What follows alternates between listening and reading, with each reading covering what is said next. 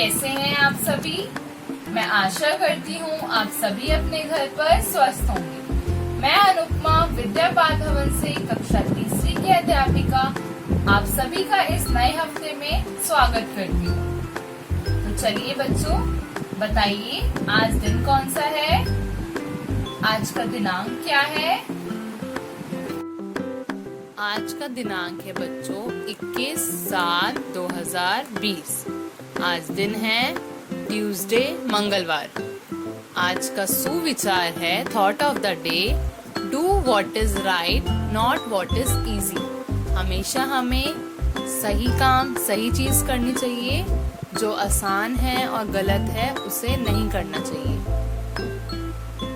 आज हम शुरू करेंगे हिंदी पाठमाला मधुप, जिसमें आज हम पाठ 2 पापा की सुंदर गेंद पाठ को पढ़ेंगे। जी हाँ बच्चों, तो आज हम आपकी दूसरी पुस्तक शुरू करने वाले हैं, जिसका नाम है हिंदी पाठमाला मधुप। जी हाँ, तो जैसे कि मैंने आपको शनिवार की क्लास में भी बताया था कि हम हिंदी पाठमाला मधुप शुरू करेंगे। तो आज सोमवार है और आज हम हिंदी पाठमाला मधुप शुरू करने जा रहे हैं। जैसे कि आप जानते हैं, इस पुस्तक में हम पाठ 1 आया बसंत कर चुके हैं।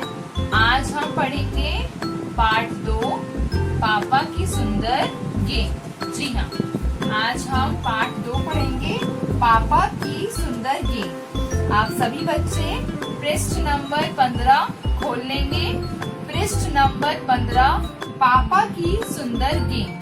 उससे पहले मैं आपको एक कहानी दिखाना चाहूंगी, जो है कि हमें कभी भी लालच नहीं करना चाहिए। लालच बुरी बात है, लालच करना बुरी बात है। तो चलिए, इससे संबंधित मैं आपको एक कहानी दिखाती हूँ। लालच का फल, हमें कभी लालच नहीं करना चाहिए। लालच का फल बुरा होता है। आइए इस कहानी में देखें कि कैसे लालच के कारण एक स्त्री पुनः निर्धन हो गई। एक निर्धन स्त्री अपने 2 बच्चों के साथ एक झोपड़ी में रहती थी। गरीबी के कारण उन्हें कई बार भूखा ही रहना पड़ता था। माँ, बहुत भूख लग रही है। माँ, क्या हमें आज भी भूखा रहना पड़ेगा? एक दिन उनकी झोपड़ी के बाहर स्थित पेड़ पर सुनहरे पंखों वाला एक हंस अचानक आकर बैठ गया। अरे माँ, उधर देखो, अद्भुत पक्षी। हंस बहुत प्यासा था। उसने पानी मांगा। बालिका ने उसे पानी पिलाया। हंस प्रसन्न हो गया। तुमने पानी पिलाकर मेरी जान बचाई है। ये पंख लो, इसे बेचकर तुम्हें पर्याप्त धन मिलेगा। इसके बाद हंस प्रतिदिन झोपड़ी के पास आता और निर्धन स्त्री को एक पंख दे जाता। इससे स्त्री काफी धनी हो गई। लेकिन एक दिन स्त्री के मन में लालच आ गया। यदि हंस ने आना बंद कर दिया तो क्या होगा? इस बार जब हंस अपना पंख देने आया तो स्त्री ने उसे पकड़ लिया और उसके पंख उखाड़ने लगी। नहीं, सारे नहीं, रुको। देखते ही देखते स्त्री ने हंस के सारे सुनहरे पंख उखाड़ डाले। वाह, अब हम कभी गरीब नहीं होंगे। पर यह क्या, सारे सुनहरे पंख सफेद होकर इधर उधर उड़ने लगे। ओह नहीं, ये पंख तो सफेद हो गए। ये बदल कैसे गए? मैं बर्बाद हो गई। ये तूने क्या किया लालची स्त्री? तुझे मेरी इच्छा के बिना मेरे पंख नहीं उखाड़ने चाहिए थे। शीघ्र ही हंस के नए पंख निकल आए, किंतु अब वे सफेद थे। हे भगवान, यह मैंने क्या कर डाला? ये तेरे लालच का फल है। हमें कभी लालच नहीं करना चाहिए। अपनी बात कहकर हंस उड़ गया। कुछ ही दिनों में लालची स्त्री का सारा धन खर्च हो गया और वह फिर से निर्धन हो गई। अब वह अपने बच्चों के साथ घर घर जाकर भीख मांगने को विवश थी। तो बच्चों, मैं आशा करती हूँ आपको इस कहानी से बहुत कुछ सीखने को मिला होगा। तो चलिए हम आज का पाठ शुरू करते हैं। पाठ 2, पापा की सुंदर गेंद।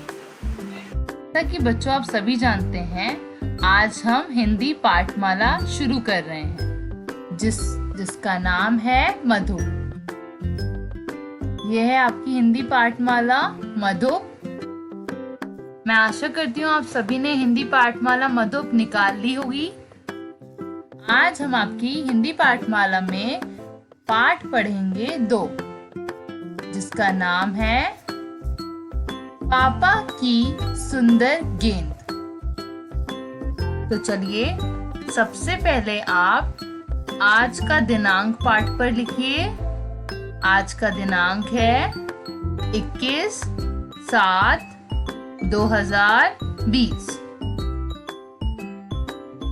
दिनांक आज का 21, महीना है 7 जुलाई और साल है 2020। पाठ 2, पापा की सुंदर गेंद। तो चलिए पाठ शुरू करते हैं। पाठ में प्रवेश करने से पहले इस पीले बॉक्स में जो वाक्य दिए गए हैं इनको पढ़ते हैं। बच्चों, हमें कभी भी अपनी किसी सुंदर वस्तु को लेकर घमंड और लालच नहीं करना चाहिए, क्योंकि इसका फल अच्छा नहीं होता। जी हाँ बच्चों, यदि हमारे पास कोई सुंदर वस्तु है तो उसको लेकर कभी भी घमंड नहीं करना चाहिए। घमंड और लालच करना बुरी आदत है। तो आइए इसी बात से जुड़ी एक कहानी पढ़ते हैं। ये कहानी लेखक ने अपने पापा की सुंदर गेंद के बारे में बताई है। पाठ शुरू करने से पहले मैं आप सभी को बोलना चाहूंगी कि सभी बच्चे अपने साथ पेंसिल लेकर बैठेंगे। पाठ में जितने भी कठिन शब्द आएंगे उनको पेंसिल से रेखांकित करना है। तो चलिए पाठ शुरू करते हैं। पापा जब बहुत ही छोटे थे और पावलोव पोसाद नामक छोटे से शहर में रहते थे। यहाँ अर्धविराम चिन्ह आया है तो हमें रुकना है। एक बार उनके माता पिता ने उन्हें एक सुंदर बड़ी गेंद दी। जी हाँ बच्चों, तो लेखक ने बोला है कि जब उसके पापा छोटे थे तो वो कहाँ रहते थे? पावलोव पोसाद नामक छोटे से शहर में रहते थे। एक बार उनके माता पिता ने उन्हें एक सुंदर बड़ी गेंद दी। गेंद कैसी थी बच्चों? सुंदर और बड़ी थी। आप चित्र में देख सकते हैं, ये लेखक के पिताजी हैं। जब वो छोटे थे तो वो ऐसे थे और उनके पापा के मम्मी पापा हैं जो उनको यह सुंदर गेंद दे रहे हैं। चलिए आगे पढ़ते हैं। गेंद बिल्कुल सूरज जैसी थी, बल्कि सूरज से भी अच्छी थी। जी हाँ, जो गेंद थी वो बिल्कुल सूरज जैसी थी और बल्कि सूरज से भी अच्छी थी। उसकी तरफ फ के नीचे यहाँ नुक्ता का चिन्ह आया है। उसकी तरफ एक टक देखा जा सकता था और सूरज से तो वह 4 गुनी सुंदर थी, क्योंकि वह 4 अलग अलग रंगों की थी। जी हाँ बच्चों, तो लेखक ने बताया है कि जो गेंद थी वह सूरज से 4 गुना सुंदर थी। क्यों? क्योंकि वह अलग अलग रंगों की थी और उसकी तरफ एक टक देखा जा सकता था। एक टक का अर्थ है बच्चों बिना पलक झपकाए उस गेंद को देखा जा सकता था। वह बॉल, वह गेंद इतनी सुंदर थी। सूरज तो एक ही रंग का है, सो भी कहा नहीं जा सकता कि वह कौन सा है। जी हाँ, तो सूरज जो है वह एक ही रंग का है, पर हम ये भी नहीं कह सकते कि वह रंग जो है वो कौन सा है, क्योंकि सूरज कभी पीला दिखता है, कभी नारंगी दिखता है और कभी कभी लाल रंग का भी दिखता है।